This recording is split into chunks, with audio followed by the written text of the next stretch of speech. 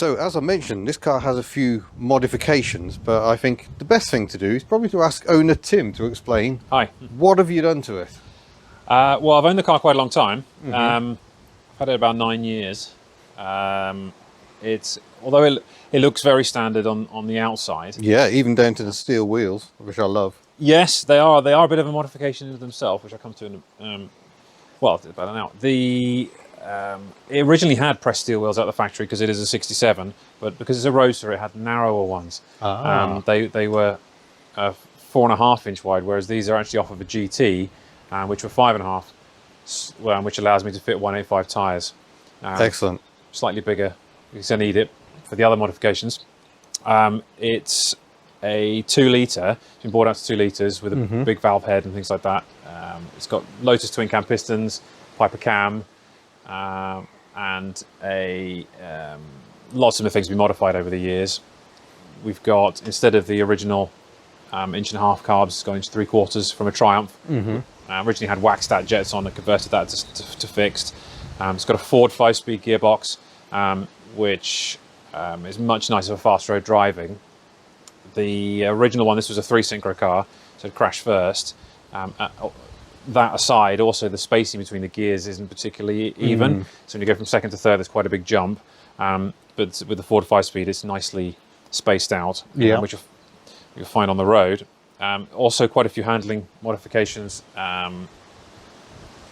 poly bushing, and a 3/4 front roll bar are the best ways to enhance an MGB. Okay. A lot of people go down the big, expensive independent suspension route and big telescopic conversion kits and stuff like that.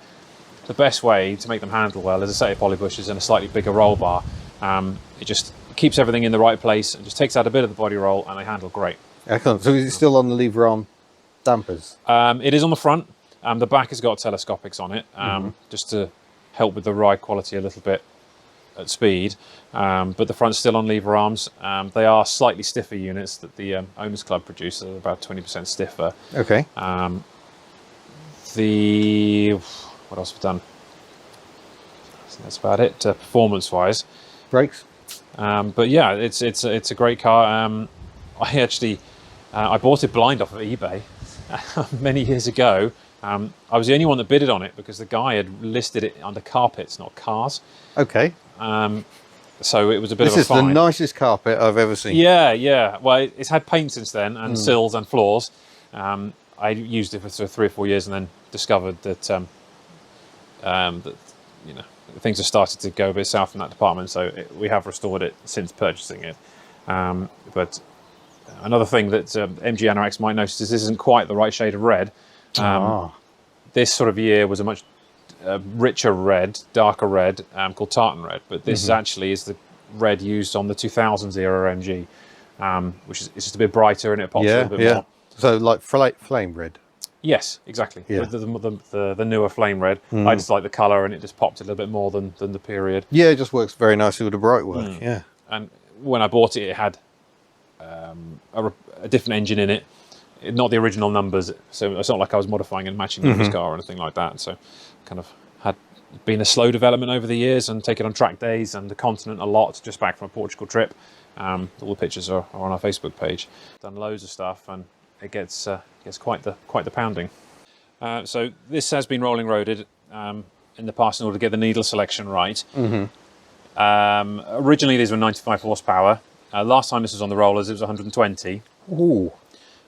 And I think there's still a little bit more to go. I did put a new camshaft in it recently when you first came to visit.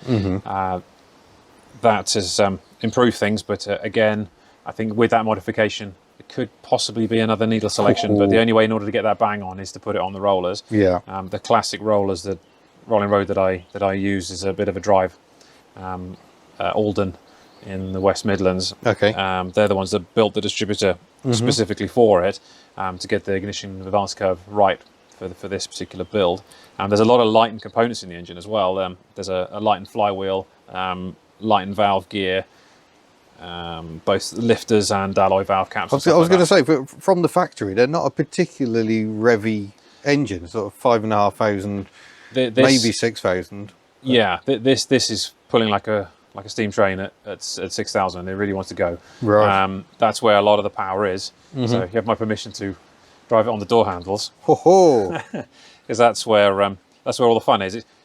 But it's also trying to get that balance when building a car like this, because I use it for MG club runs. You know, I want to go to the pub in it, want to use it normally, but also I want to drive it on track, and Yeah. and I enjoy really driving it hard, and that's because it's lightened and balanced, and it's a very free revving engine for an old push rod.